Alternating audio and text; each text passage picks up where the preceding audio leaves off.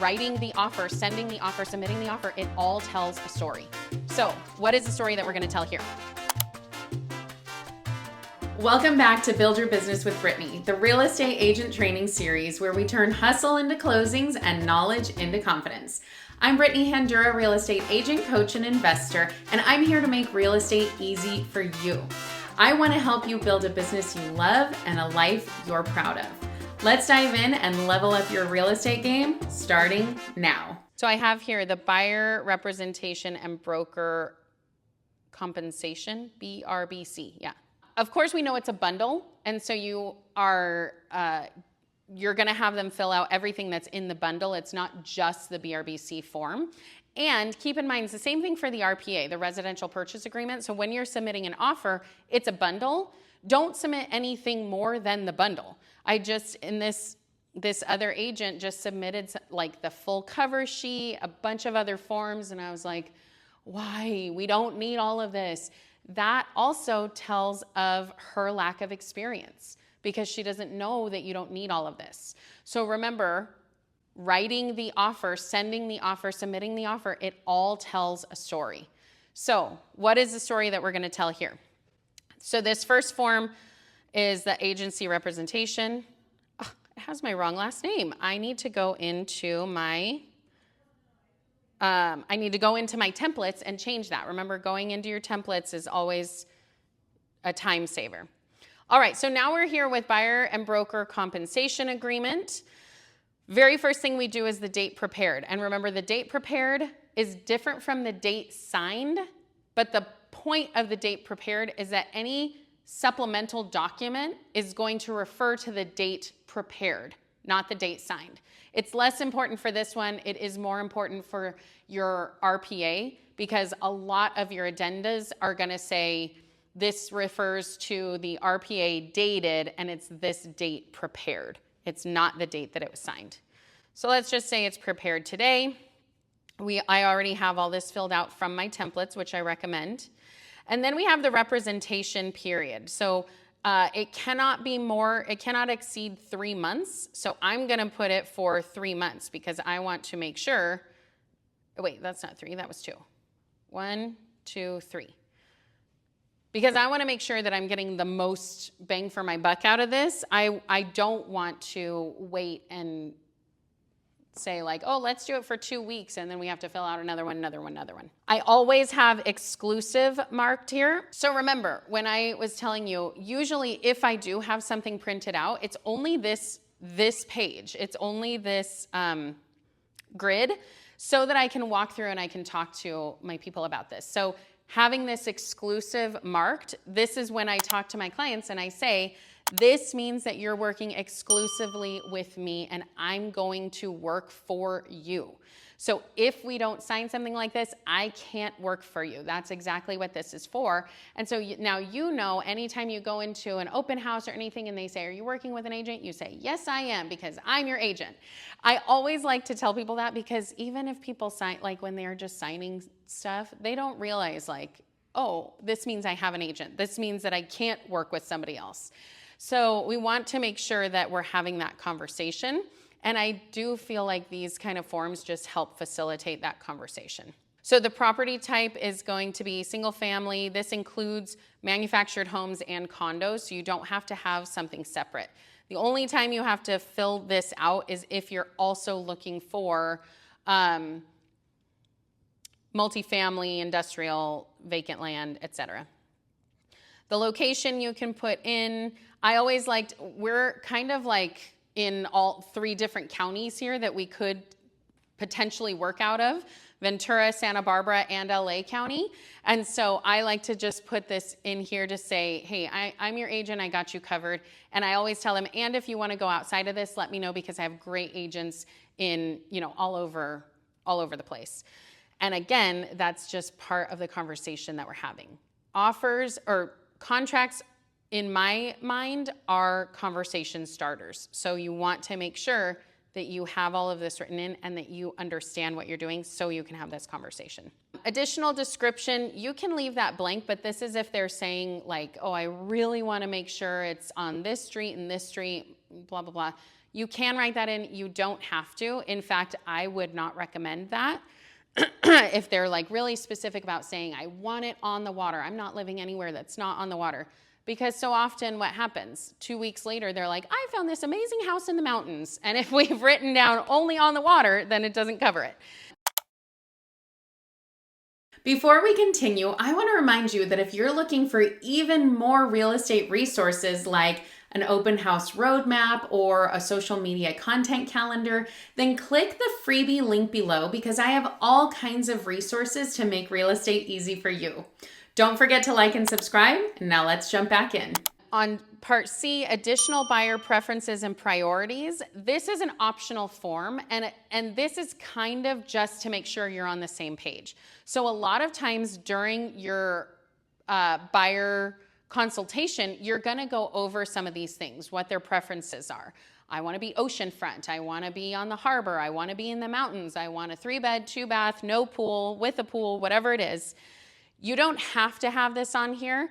Sometimes you might want it, but this doesn't go anywhere. This stays in your files, nobody needs it. It's just to be sure you're on the same page. So I usually leave this blank and I tell them, we've already talked about it, we know what we're doing, the end. Now here's where we're talking about the compensation. So we're talking about the amount of compensation, and it says percent of the acquisition price and, if any, another dollar amount.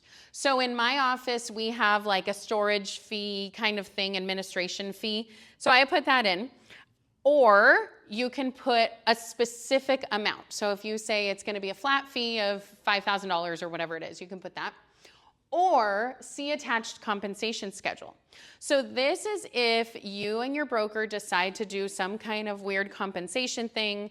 Like if you say, well, I'm willing to do it for 1% if they sell to my aunt, and I'm willing to do it for 3% if they sell to my uncle, and 12% if they sell, like if you're doing things, crazy things like that, that's when you would do a compensation schedule. Otherwise, in general, you don't do it. Now you can see that mine is left blank. And the reason for that is because part of my value is that I always tell my clients that they get to choose their commission. They get to choose what they pay me.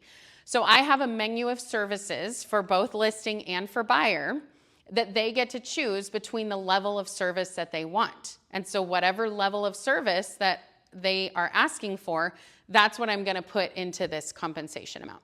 So I highly recommend doing something like this, a listing or a pricing menu kind of thing.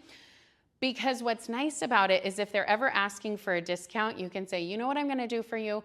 I'm gonna offer you the higher level of service for this lower price. But every single price point is above what a typical agent would request. So sometimes a typical agent is like, oh, I can only do, like I'm gonna ask for 2% or 2.5%. My listing menu starts at 3% and then goes up from there. And depending on the level of service that they want, they choose, yeah, actually I wanna pay you 4%, 4.5%, whatever it is. And I say, great, you can do that. And then I provide that level of service. But like I said, if there's anything, like a lot of times if I'm gonna get a listing and a buyer, I say, hey, for the buy side, I'm gonna give you this higher level of service for the lower dollar price point or whatever, yeah, for the lower compensation level, because you're also listing your home with me. So I'm able to offer them kind of discounts in their mind right up front. And they're like, oh, wow, that's great. So they're not trying to ask me for a discount. The other thing is that I do a full buyer's consultation, a full seller's consultation. I walk through this type of thing. So by the end, they're not trying to get a discount from me. They know I'm worth what I'm asking. And so they are going to be willing to pay it, especially because now they have the choice. They get to choose what they're paying. So then once they decide what level they want, that's when I'm gonna put the compensation in here. So it's gonna be blank until we do that.